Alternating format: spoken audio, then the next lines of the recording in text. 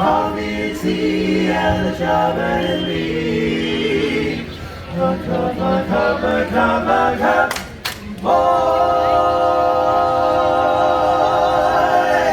Well, I'm digging the energy that the Dapper Dans are bringing to Main Street today. We're going to be making 3 stops today. Carnation Cafe, Belle Terrace, and Cafe Orleans. Now, normally, the goal would be to try everything. That's the goal. Whenever you do a video like this, new food, new drinks, whatever, the goal is to try to do everything. There is so much, though, at every restaurant. There are so many drinks to try. We're going to sample 1 or 2, depending on how we are at the moment, at each of those locations. Maybe get a little bit of food to go with that as well. We're on the wait list right now for Carnation Cafe, and I'm feeling like I need to get some fried pickles. We're going to start with that. Got our call.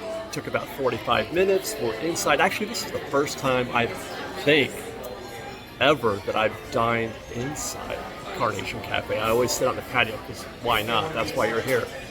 But that's not why we're here today. We're here for the alcohol, so it doesn't really matter where I sit.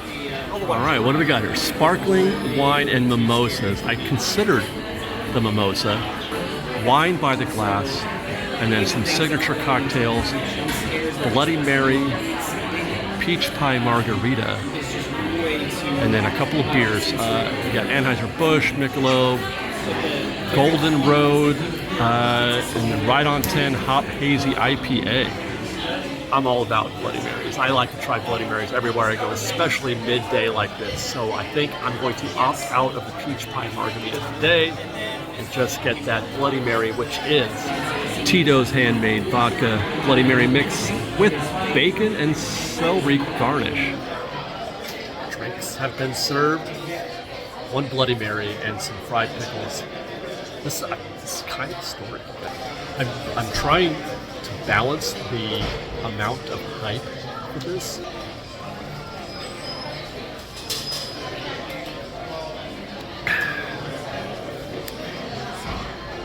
Alcohol has been imbibed.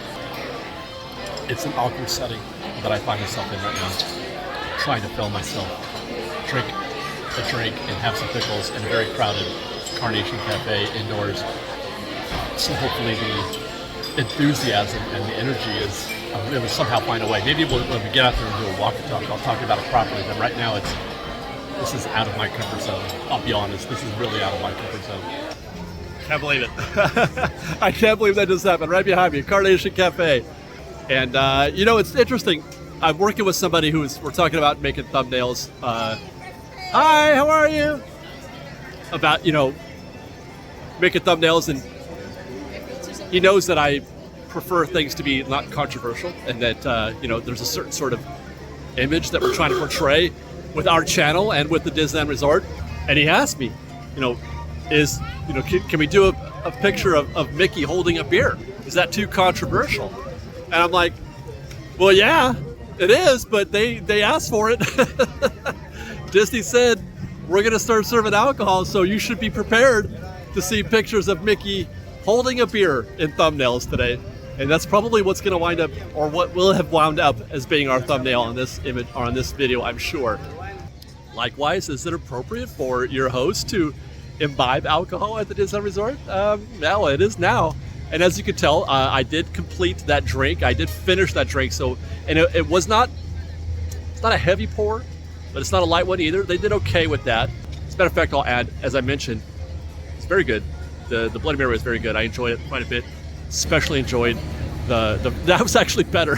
The fried pickles. Oh my God. If you aren't aware of fried pickles at the Carnation Cafe, you need to get familiar with that. That's something that we do every time we go there. It's always something and fried pickles. No matter what it is, it's always that plus fried pickles. And as you might have noticed, our next stop is here in New Orleans Square for Belle Terrace. Now here is where we're going to be having a proper lunch. Well, I'm going to get very full and probably slightly buzzed in the process of all this. Again, Disney, you had this coming, okay?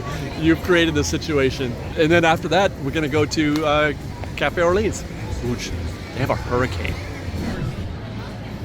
Thank you very much. All right, let's see. Belle Terrace, what do you got for us? The signature cocktail, they have just the one. It's a wild berry mule.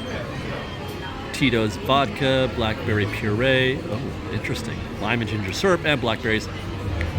mean, I'm not a big mule guy, so that's an easy no for me. They've also got wine by the glass, I should mention, and 2 different beers. Instead of Michelob, they've got a Modelo, and then a Smog City Brewing Company Saber-Tooth Squirrel.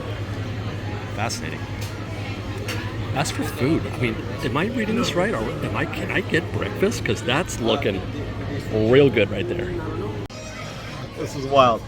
That's a glass of beer that I'm having right now at the Belle Terrace. Modelo. Cheers, FreshBaked.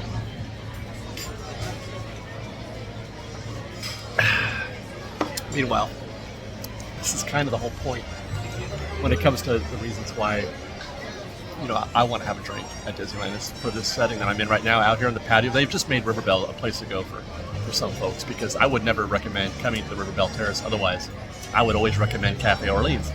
You got the Rivers of America behind me, Mark Twain, Pirates of the Caribbean, ice cold glass of beer, and some biscuits and gravy to boot. I could be doing worse today right now.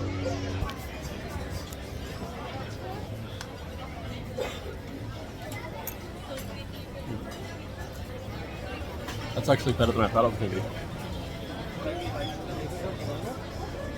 Now to find out what a chicken crackling is. It took a minute for the flavor of that to kick in. I don't know how to describe that. You want it to be a chip, just like a fried chip. It tastes like chicken. I consider myself one of the lucky ones who is affected positively by alcohol. Tends to make me happier and more silly than than anything else, which I suppose is true in the sense that they say that it brings out like the inner part of you. So that's why I'm having a lot of fun today, because it's working a little bit. I'm halfway there, but I'm really enjoying 2 for 2. On Carnation Cafe and Belle Terrace. We've got one more destination to go, and that's Cafe Orleans. And then after our whatever it winds up being at Cafe Orleans, we're going to talk about what I believe the future is going to be for alcohol in the parks in terms of other locations or where else it might find it, and how I think it's going to affect the parks. Before we hit our 3:30 reservation at Cafe Orleans, let's take a tour around the park and talk about what other possibilities there might be for alcoholic service in other dining locations around the park. I mean, I would take you inside the Golden Horseshoe and show you what's up in there. It's closed right now. It's in the middle of a refurb, but the Golden Horseshoe is a natural for alcohol. I feel like the most appropriate thing for them to serve there would just be a straight shot of whiskey, right?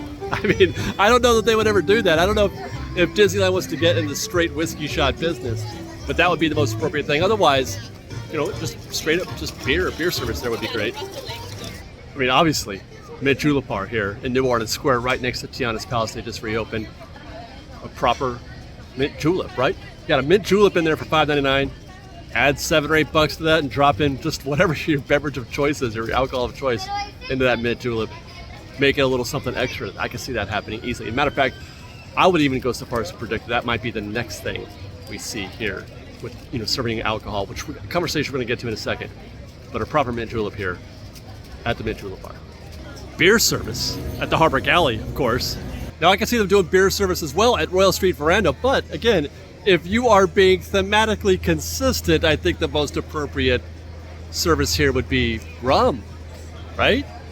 Something fruity and festive at Bengal Barbecue. I mean, we don't have to get very creative at all. At the Tropical Hideaway, we already know what they can do. We've seen, I've had a Dole Whip float with rum. Yeah, no, there have to be some kind of limits, some kind of rules. No alcohol service in Fantasyland. I'll agree with anybody who's thinking that ahead of time. But Tomorrowland, no limits, no rules here in Tomorrowland. Anything and everything is on here, I bet, including, I would say, beer service, clearly, at Alien Pizza Planet.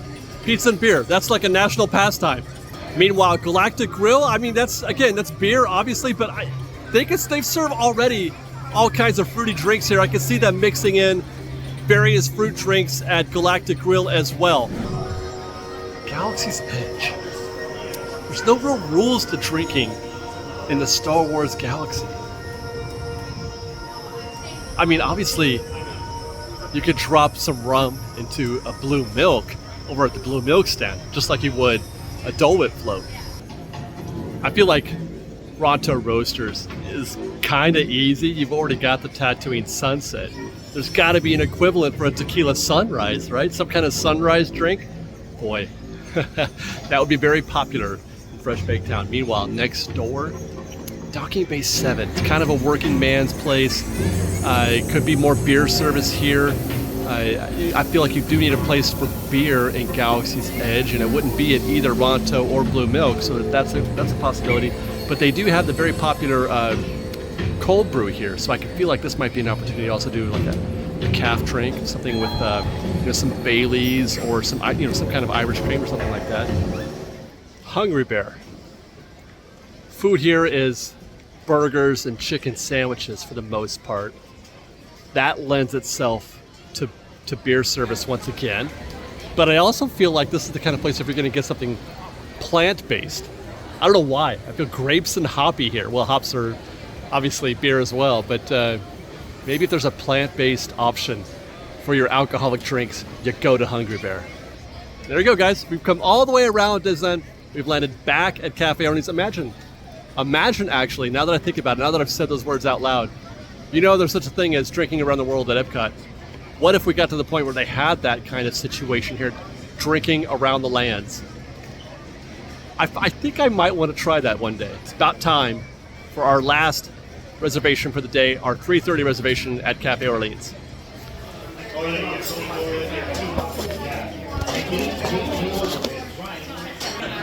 Checking us in quickly here at Cafe Orleans, so let's get into this menu.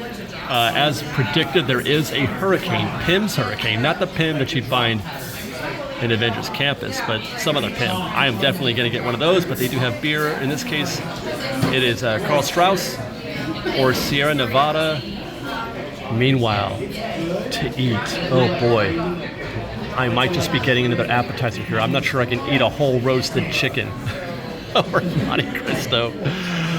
Or a triple cheese. Oh gosh. Oh no, there's no way. I can't do that. Not on all this alcohol. How about burrata and prosciutto?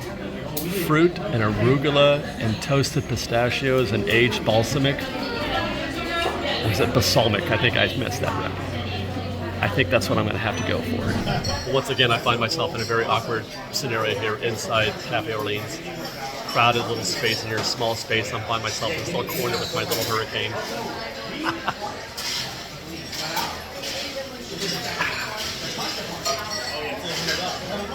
I mean, it tastes like it should. Ooh, wow, look at that beauty. Stone fruit, prosciutto. It looks like bacon. Actually tastes like bacon too.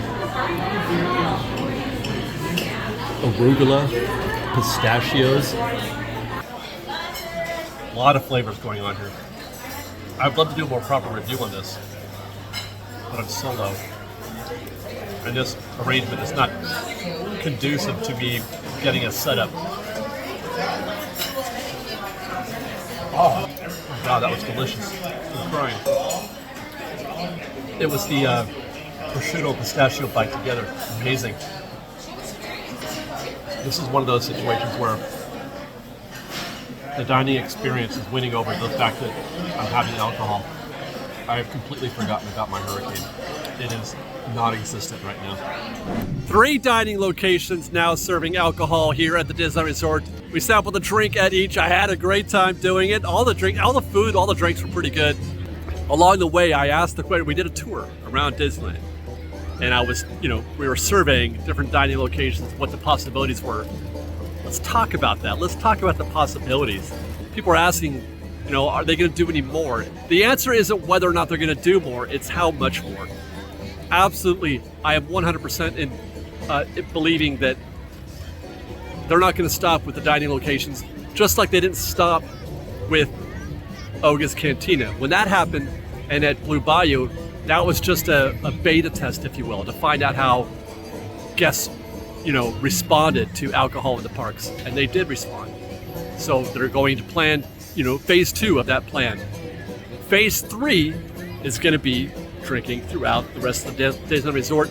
There could be even a phase 4, something we talked about in our prediction video, a phase 4 where they start selling alcohol, like right here. at one of these carts right there. Just start selling drinks right here on the river. You know, maybe pre-game, before Fantasmic if it ever comes back, before a parade if it ever comes back, before a fireworks show if they ever come back. You know what I mean? That kind of stuff. Plus, obviously, more drinks at the dining locations and quick service as well as table service. Right now, it is just table service. That's just phase 2. That's just test 2. That's for how I feel about that. I'm fine.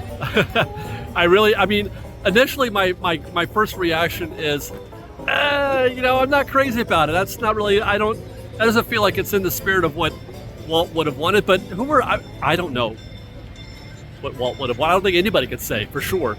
You know, he made a point of not serving alcohol initially in the parks. That's a known fact, right? I don't think Disneyland today is exactly what it was in the 50s. I don't think the world that we lived in, there's so many different, it's just not the same. It's just different. We live in a different world. And I also want to believe that Walt thought or believed or wanted to be thought of as a man of the people. I mean, people drink beer. That's just the plain truth of it. People wanted it here. I think that's pretty clear. It's not 100%. I don't know what the percentage is. I don't know what the ratio is, but I think the majority would prefer to be able to buy a glass of beer or a cup of beer or whatever here at the Disneyland Resort. And Disneyland's just making that possible. So I'm okay with it. I don't feel bad. You know, and I'm not too worried about how it's affecting, you know, the quality of the morale of guests here. As we mentioned in previous discussions on this, they've been drinking nonstop at DCA since the park opened. And I don't feel like DCA is any more unruly or less couth or less civil. I think they act just the same as any other Disney guest would. And obviously it's too early to tell. It's too early to say what effect it might be having on the general public here in the parks. I know I don't feel any more likely to be aggressive and violent. You know what I mean? But as I mentioned, you know, I'm a happy drunk, so what are you gonna do? We'll keep our eyes peeled. We'll you know, become aware and more conscious of how it's affecting the crowd. But I honestly don't think anybody's even going to notice. And think about it. When's the last time you thought about the fact that people can drink at Oga's and Blue Bayou? When's the last time you even thought about that? When's the last time you thought about that at DCA? I haven't. Just like I haven't thought about the fact that they changed the walkways here in New Orleans Square. I don't know what made me get into that. I'm walking down New Orleans Square right now, and I'm like, remember when I was all bent out of shape? Do you guys remember when I was losing my mind about what we were going to lose at New Orleans Square, the beauty and the majesty of New Orleans Square, and how I felt like it was going to change the complexion of the entire thing? It's not. Hi guys. I mean, it's not exactly apples and apples. But it is, you know, what we think is going to happen and what winds up happening are often diametrically opposite of each other. So I'm not worried about it. And that's it for me and this show, you guys, as we head down Main Street. Thanks so much for joining us today. I hope you guys enjoyed. Follow us on Instagram at _FreshBaked, on Twitter at FreshBaked Disney, that's Fresh No E, and on TikTok at FreshBaked Disney. If you like our show and want to show you support, please do consider joining our Patreon campaign at patreon.com/FreshBaked. Otherwise, thanks again for watching, everybody. We love you. Be safe out there. Be kind to one another. Fresh Baked.